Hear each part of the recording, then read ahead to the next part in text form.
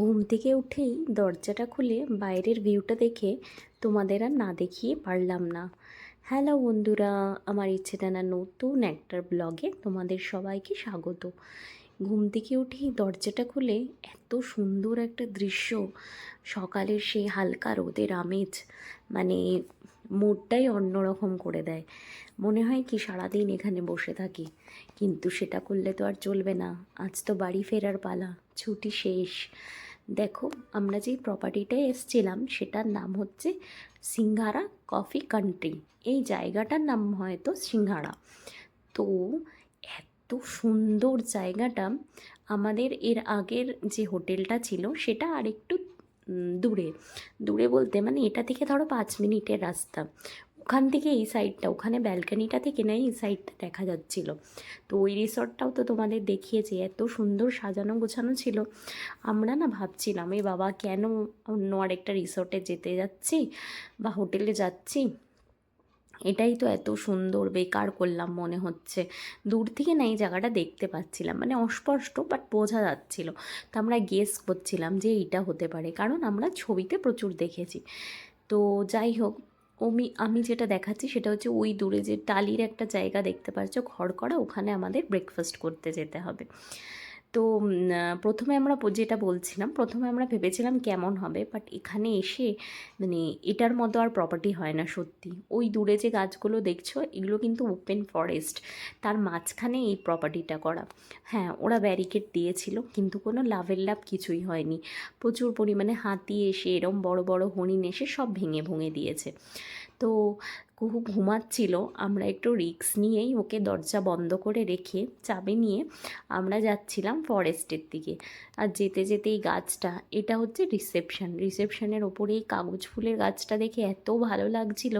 কি সুন্দর কাগজ ফুল হয়ে রয়েছে। এগুলোকে অ্যাকচুয়ালি বোগেনভেলিয়া বলে, কিন্তু আমরা ছোটোবেলায় এগুলোকে কাগজ ফুলই বলতাম।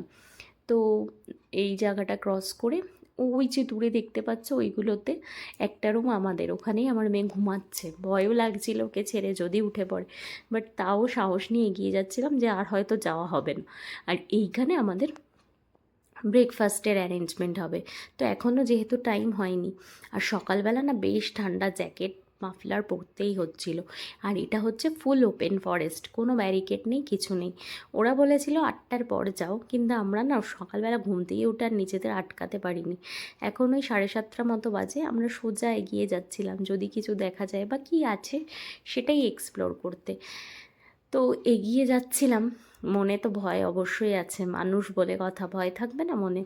তো ভয় ভয় নিয়ে এগোচ্ছিলাম। এগিয়ে যেতে যেতে দেখলাম নিচটায় ওরা যে ব্যারিকেড দিয়েছিল সেটাও ভেঙে গেছে, সেটাও দেখা গেল। সামনে দিকে উঁচু নিচু রয়েছে, নামা যেত, তো আমরা নামিনি। ওই দূরে না একটা কিরম আওয়াজ হচ্ছিল, গাছের খসখস খসখস আওয়াজ হচ্ছিল। আমার কর্তামশাই ওখানেই দাঁড়িয়ে দেখছে, দেখার চেষ্টা করছে কী রয়েছে, এরকম খসখস খসখস আওয়াজটা কিসে। কিন্তু আমরা সত্যি কথা বলতে কিছু দেখতে পেলাম না। অনেকক্ষণই চেষ্টা করছিলাম দেখার। কর্তামশাই বলছিল আর একটু এগিয়ে যাবো নাকি, আর একটু এগিয়ে যাবো নাকি। আমি বললাম না না বাবা, যেও না আর, ওদিকে মেয়েও রয়েছে, আমাদের ফিরতেও হবে না। তো ওই দিকটাই ঘুরে ঘাড়ে দেখতে দেখতে হঠাৎ যেটা দেখতে পেলাম সেটা হচ্ছে হাতির পটি। এটা দেখাচ্ছি কেন, পটিটা একদমই টাটকা ছিল। তার মানে হয় রাত্রে বা ভোরবেলার দিকে এখান থেকে হাতি ক্রস করেছে।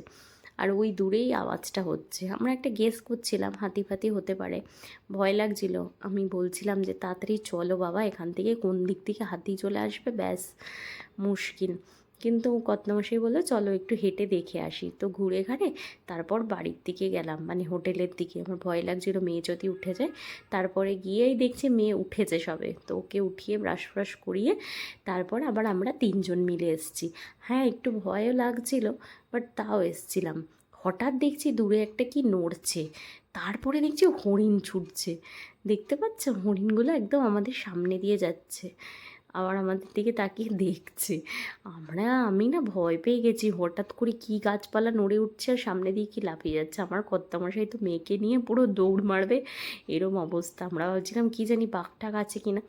তারপরে যাই হোক সেখান থেকে চলে এলাম। আর এখানে একটা গাছ রয়েছে মহুয়া ফুলের, প্রচুর ফুল হয়েছিল একটা টাইমে, এখনও রয়েছে, চারিদিকে মহুয়া ফুল পড়ে রয়েছে। আমার মেয়ের তো জায়গাটা বিশাল ভালো লেগেছে, কারণ এত খোলামেলা। এবার যেহেতু বেলা হয়ে গেছে না একটু, আর রোদ্দুরটা প্রচণ্ড প্রখর, রোদ্দুরের তেজ, তাই জন্য জ্যাকেট পরার আর প্রয়োজন হয়নি। এখন আমরা যাচ্ছিলাম খেতে, দেখা যাক ব্রেকফাস্টে কী কী আছে। এই জায়গাটা অ্যাকচুয়ালি ননভেজ অ্যালাউ নয়, সব ভেজ খাবার দাবার। আর যেহেতু উইকডেজ ছিল, তাই লোকজন একেবারে ছিল না বললেই চলে।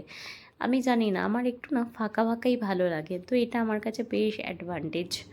তো খাবার দাবার নিয়ে বসে জঙ্গল দেখছিলাম, দেখতে দেখতে আবার সেই প্রচুর হরিণ, চারিদিকে হরিণ। মেয়েকে খাওয়াচ্ছে আর বলছি, দেখো মাম্মা, ওই দেখো হরিণ যাচ্ছে। আর সত্যি কথা বলতে এরম জঙ্গলের মাঝখানে বসে খাবারের সুযোগ বোধহয় আর পাওয়া যাবে না, কারণ সব জায়গায় তো এরম নেই। তো খাওয়া দাওয়া সেরে আমরা স্নান টান করে রেডি হয়ে এবার বেরিয়ে পড়ছি বাড়ির উদ্দেশ্যে। আমাদের ঘোরা কমপ্লিট। বাই বাই সিঙ্গারা কফি স্টেট, কফি কান্ট্রি। আবার আসবো, আবার মাসিনাগুড়িতে এলে এখানে এসেই থাকবো। তো এখন আমরা যাত্রা শুরু করছি আমাদের ব্যাঙ্গালোরের উদ্দেশ্যে। অনেকটা পথ যেতে, অনেকটা টাইম লাগবে। প্রায় এখান থেকে আমাদের মোটামুটি যেতে এই যে 5 ঘন্টা 54 মিনিট টাইম লাগবে। মানে ধরো 6 ঘন্টার মাঝখানে একটু ব্রেক নিতে হবে ব্রেকফাস্ট এই লাঞ্চ করার জন্য। হরিণ তোমাদেরও টাটা, আবার আসবো, আবার দেখা হবে। বাট এবার এত হরিণ দেখেছি, এত হাতি দেখেছি, মানে বলার মতো নয়। আর এইটা একটা নদী, কিন্তু নদীটার না জলটা শুকিয়ে গেছে, এটা মাসিনাগুড়িতে যাওয়ার পথেই পড়ে। তো জলটা না শুকিয়ে গেছে। এখানে মহেশ বলছিল চলো নামি, আমার আর না রোদ্দুরে আর ইচ্ছা করছিল না, আবার মেয়েটাকে নিয়ে নামবো, ভিজে ভিজে গেলে খুব সমস্যা। নয় তো এখানে নেমে ওই পাথরগুলোতে বসে সুন্দর ছবি তোলা যায়, কিন্তু প্রচুর লোকজন দাঁড়িয়েছে, নেমেছে। আমার মেয়ে ওই ট্রিপটা বেশ আনন্দ করেছে। ও ছোটোবেলা থেকেই ওকে প্রচুর অ্যানিমালস দেখানো হয়েছে, জুতে নিয়ে যাওয়া হয়েছে, তো তাই জন্য ও অ্যানিমালসগুলো খুব ভালো করেই চিনে গেছে এখন, তাই আর ওর আর অসুবিধা হয় না। এইবার দেখো মাসিনাগুড়ি ওদিকে, আমরা যাব মাইসোরের রাস্তায়। তাই আমরা এবার আমাদের পথে চললাম। অনেকটা রাস্তা তো, কিন্তু এই জঙ্গলের রাস্তাগুলো দিয়ে যেতে ভালোই লাগে, মনের মধ্যে একটা ইচ্ছে থাকে, এই বোধহয় কিছু দেখা যাবে, এই বোধহয় কিছু দেখা যাবে। ব্যাস, আমরা তামিলনাড়ু ছেড়ে এবার আমরা আমাদের রাজত্বে ঢুকছি। হাতি বাঘ এদের রাজত্ব ছেড়ে আমরা আমাদের রাজত্বে ঢুকছি। আমাদের রাজত্ব মানে হচ্ছে কর্ণাটকায় ঢুকছি।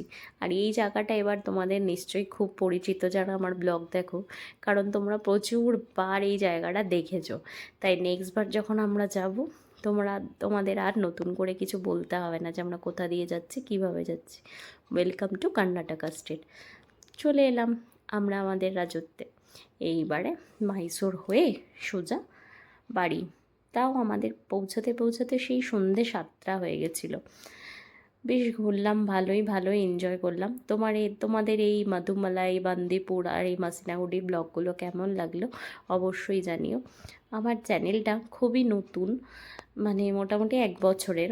তো আমার চ্যানেলেরটাকে সবাই একটু ফলো করো, সাবস্ক্রাইব করো, ভিডিওগুলো একটু দেখো। হ্যাঁ, আমি হয়তো খুব ভালো করে করতে পারছি না, তোমাদের যদি কিছু সাজেশান থাকে কমেন্ট বক্সে অবশ্যই জানিও, আমি সেরমভাবে করার চেষ্টা করব।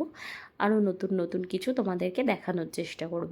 আজকে এখানেই শেষ করলাম, পরের আরও সুন্দর সুন্দর ব্লগে তোমাদের সাথে দেখা হবে। আমার সাথে থেকো, আমার চ্যানেলটা সাবস্ক্রাইব করো। চলো তাহলে টাটা, পরের ব্লগে আবার দেখা হবে।